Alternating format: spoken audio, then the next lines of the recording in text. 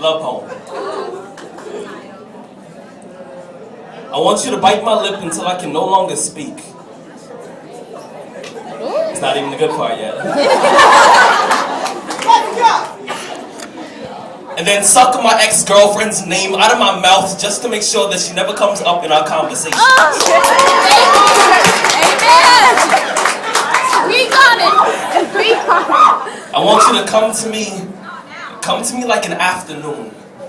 Come to me slowly, as if you were a broken sunset with a lazy sky on your shoulders. If you let me be your sunlight, I promise that I will penetrate your darkness until you speak in angel wings. Pull me close to you. Tell me that you love me, and then scratch your future into my back so that I can be everything that you live for. I promise that I will die for you daily and then resurrect in your screams. I promise that I will love you. I will love you as if it's the only thing that I've ever done correctly. The first time you said hello, pterodactyls flapped their wings against the corridors of my stomach.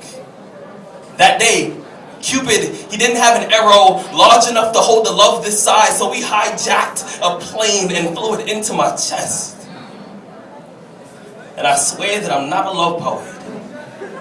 In fact, every time I try to write about love, my hands cramp. Just to show me how painful love can be. Sometimes my pencils break. Just to prove to me that every now and then, love takes a little more work than you planned. I heard that love is blind. So, I write all my poems in Braille. And my poems are never actually finished because true love is endless. See, I've always believed that real love is kind of like a supermodel before she's airbrushed. It's pure and imperfect, just the way that God intended. I'm gonna be honest, I'm not a love poet. But if I was to wake up tomorrow morning and decide that I really wanted to write about love, my first poem, it would be about you.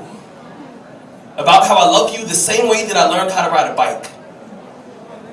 Scared. But reckless.